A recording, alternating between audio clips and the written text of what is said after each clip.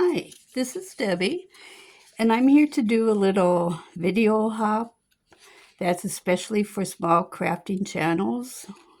And I was tagged to do this by Journaling with Maggie, and I'll have it down below.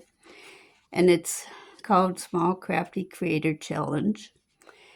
And it's designed especially for smaller channels, those under 1,000 subscribers who are still growing, learning, and finding our crafty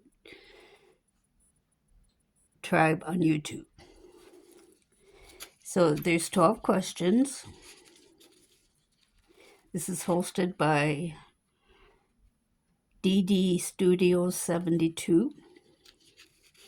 So I'll start my questions. If I can get my papers apart. Okay, the 12 questions. Number 1, who are you, where are you from, and do you have a day job? I'm Debbie Reed. I live in Minnesota. And no, I do not have a day job. I'm retired. Number 2, what's your favorite type of craft to make and why? That's kind of a hard one for me because I love to craft and I do all different kinds. Paper crafts, crocheting. I've gotten into slow stitching, which I'm really enjoying. But paper crafts is what I mainly have been doing. I enjoy participating in challenges and sharing my faith. And so, number 3, what project have you always wanted to try but haven't done yet? I kind of did that with the slow stitching. I had been watching a lot of slow stitching, and it was something I always wanted to try. And so just recently I have tried it. So I've tried it, but where it says you haven't yet, I just started. What craft project are you most proud of? I've always been a sewer, and so I consider that a craft because you take a bulk of material and you create something out of it. And so what I'm most proud of is a wedding gown that I made, and it had a train on it and lace, and it was very pretty. I made it for my niece, and so that was one of the things I'm most proud of. Number 5, what crafting skill do you wish you had learned sooner? The slow stitching. 6, what inspires you when you sit down to create? A lot of things do. Colors, papers.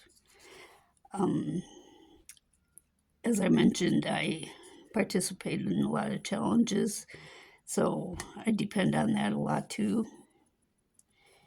And number 7, describe your crafting style in 3 words. That's kind of a tough one. I like grungy. I like lots of lace and pretty things like that. And creating faith-filled either journals or projects. Number 8, what tools or supplies could you not live with? Scissors, glue, my cutting board, my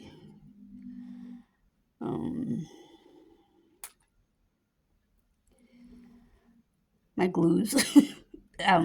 I also really like to distress the edges of things, so those are things I could not live without. Number 9.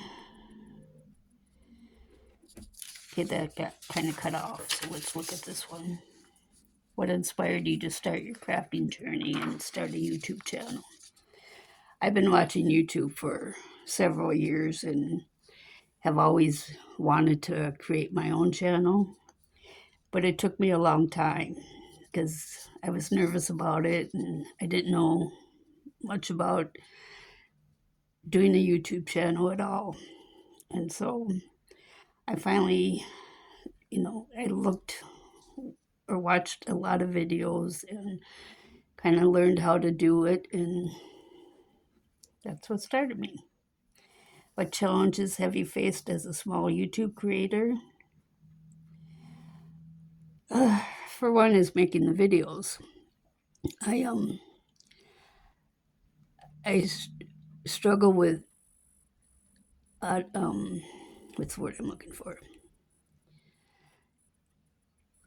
I can't think of the word I'm looking for. But when I first started out, I made a lot of mistakes, and I still make mistakes. But to begin with, I did a lot. And I've even made some videos that are upside down. But I've learned how to come around from that.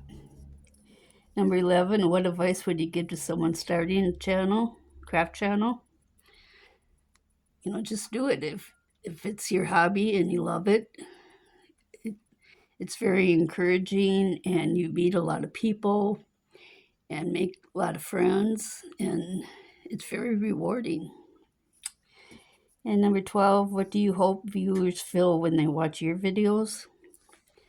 I hope they enjoy the craft that I'm doing, and that it gives them inspiration and confidence to do their own.